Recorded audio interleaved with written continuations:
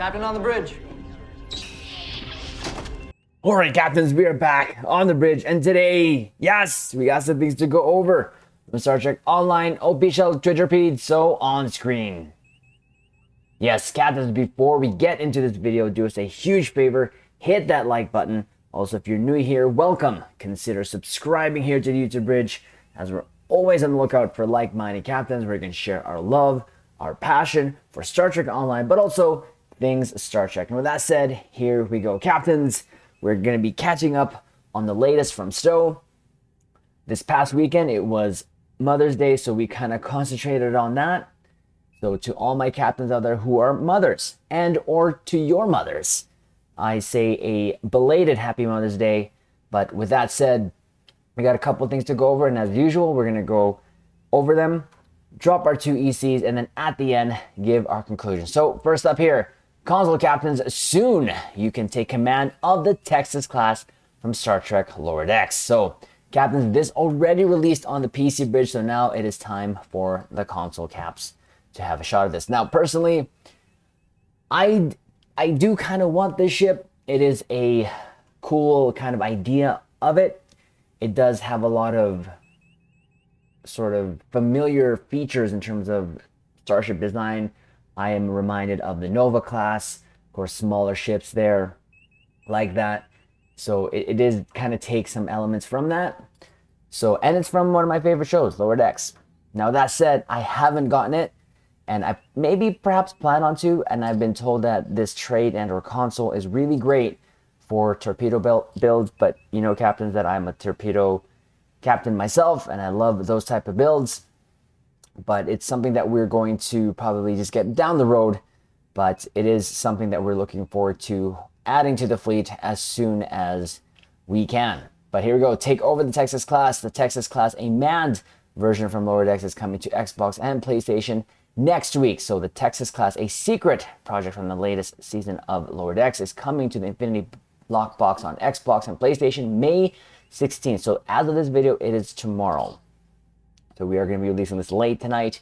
So this will be on the 16th there. So continue reading further on for the full details on the new Starship offering. Again, a kind of good looking ship in my opinion. Not like the best looking, but a interesting design nonetheless. Like I said, the front of the ship there reminds me of the Nova class there. So the nacelles look pretty cool. And again, I think they did a great job in translating this into Star Trek Online. And I already have the California class, the Parliament, and the Cheval, so I'm a huge fan. Again, we'll probably definitely be adding this to the fleet sometime in the future. So it is a Texas Miracle Worker Escort. Born from a dream of unmanned starships keeping Starfleet's personnel from harm's way, the Texas had a troubled development that accumulated in severe loss of life. Rescued from the brink of destruction by a last-minute effort to convert it to a crewed vessel. The Texas-class ship offers limited luxury for the cramped crew, but proves an exceptionally deadly combatant. Compact and lean, riding the razor's edge between ruthless efficiency and a usably Spartan user experience. The resulting ship has a Texas-sized amount of fight in a tiny package, a devastating mid-range brawler. It walks the line, using its speed to dictate range against larger ships. The Texas-class serves as a living reminder of the right and the ability of all sentient life to fight for freedom, and the dreadful costs of trusting the wrong people. This was a great episode, in my opinion. This was kind of showed there in, I believe, the kind of later season, or almost like the last episodes there of Lower Decks. I thought this was really cool. Love the Starship pew-pews, of course.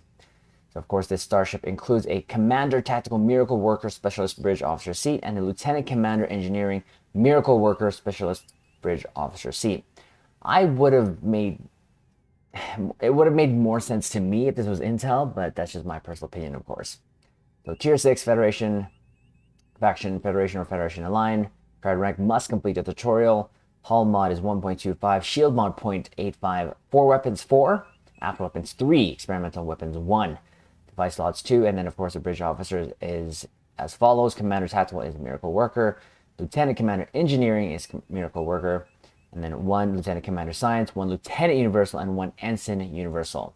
Consoles 5 tac, 3 inch, 3 side, 1 universal. For space, turn rate 19, impulse mod 0.21, inertia 70, plus 20 weapon power, plus 10 engine power. Can equip dual cannons, cyclical quantum slipstream drive, innovation abilities, console universal VAQ warhead multiple launch system, experimental weapon VAQ warhead individual launch system.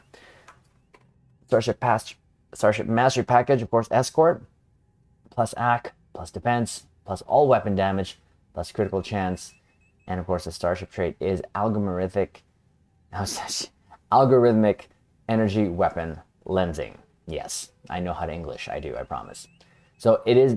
This literally is the same visuals we saw on the show, minus the one shot and then splitting up. I think it just splits up. But the Admiralty stats there is 48 Eng, 30 Psi, 48 TAC special. Of course, it ignores Eng from the events. So there is, so purple torpedo. So what I have been doing for my sort of lower decks themes for purple torpedoes is using the dark matter quantum torpedo from the Discovery rep. So these torps, again, I'm being told they're good, but we'll actually just find that out. But for purposes of us building ships, we would use it just because it would be trying to recreate what was on screen there. So Universal VAQ Warhead Multiple Launch System. The Texas is equipped with a console Universal VAQ Warhead Multiple Launch System. Fires a volumetric attack quantum cluster munition that spills into 6 projectiles after flying approximately 3 clicks. Oh, there you go. So it does actually split up. Torpedo speed and separated projectiles seek the primary target, but the desired target is too far away from the split. Some may hit other targets or miss instead. If the system impacts before split, it detonates with tremendous force, but overall damage is lower due to loss in efficiency. The VAQ warhead system is named in honor of the vaquero culture, which gave rise to the classical image of the cowboy. The actual vaqueros themselves fought for freedom from Mexico alongside American colonists.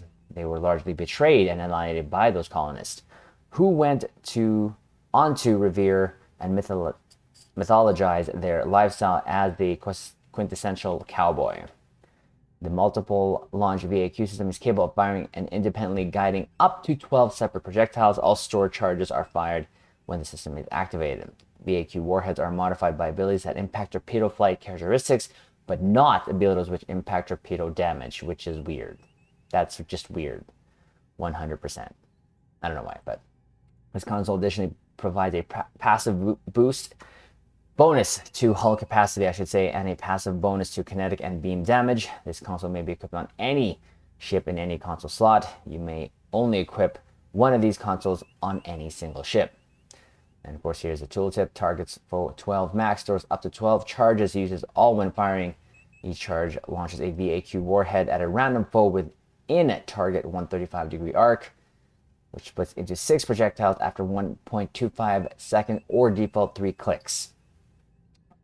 Foe hit before split, X damage. Foe hit within 4, of course you get that damage, and if no hit, faraway foes, so you can get times 2 up to 3 targets. So the Starship trait, the algorithmic, I can't say that, algorithmic, there you go, geez, energy weapon lensing. By fusing local gravimetric sensors with the weapon assembly, some of the work of lensing directed energy weapons can be offloaded onto warp in local space-time. Working with the topography instead of through it, this improves performance generally and especially in the medium range regime. So that, there you go, the tooltip there, bonus to energy damage weapon, additional bonus to energy weapon damage to foes. So it's more, the trait is more for beams, obviously there. So that's how it looks. I don't necessarily like the trails visuals, but it is what it is. And of course, the experimental weapon is still a VAQ warhead individual launch system. So the Starship also comes with an experimental weapon slot. Equipped with the VAQ warhead individual launch system.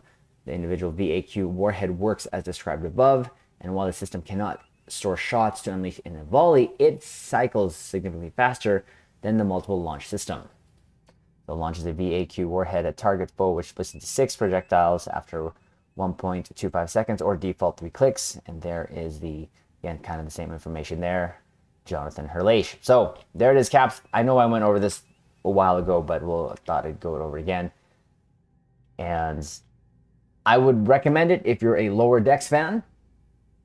It, again, did a good job of translating from screen to Star Trek Online and would make for a fun beam squirt in my opinion. And of course, the console would be great for just keeping up with that Lower Decks look, canon look there. So there's that. We're going to go over this here too as well. So Captain, the weekly 10 forward weekly is about to become bi-weekly as Ambassador Kale takes on a bigger role with Cryptic Studios and starts streaming for Neverwinter as well. We may have to come up with a better name. Here's some more details. Interesting. Ambassador Kale there holding a phaser and I believe a weapon from Neverwinter. Let me know, captains, below in the comments if that is indeed the case.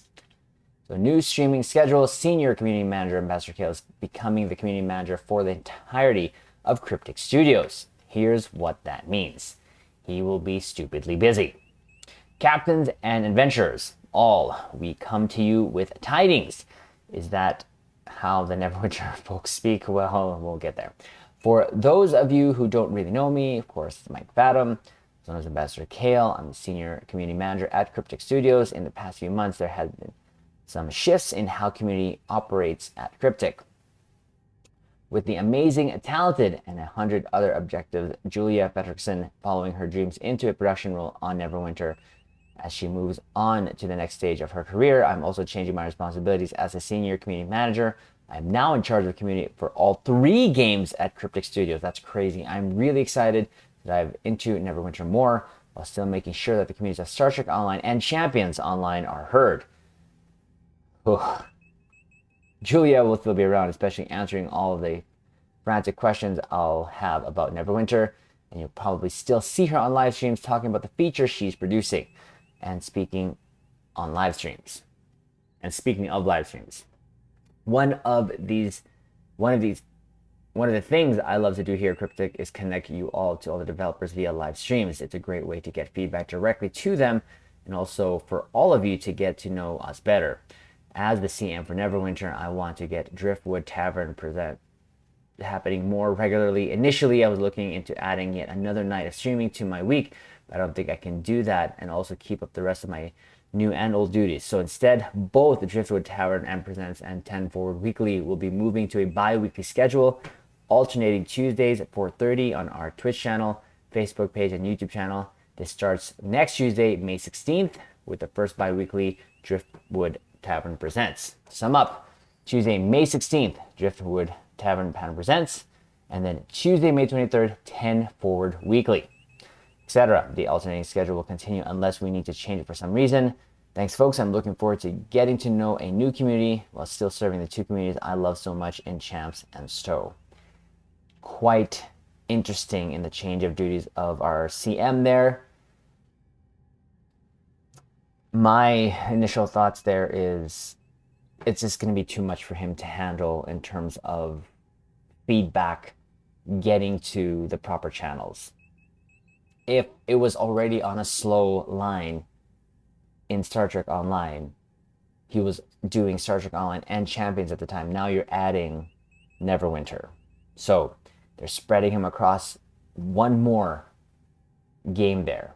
And I think, my personal opinion, we'll have to wait and see, that it's just going to be a longer sort of, how should I say, wait to get things to the devs. So the only thing I can recommend is if there's any bugs that we find Star Trek Online, especially one that you're experiencing personally, captains, put it on the forums. Best way to do that. And of course, we still have our streams there for Star Trek Online with Kale, but now it's every other week.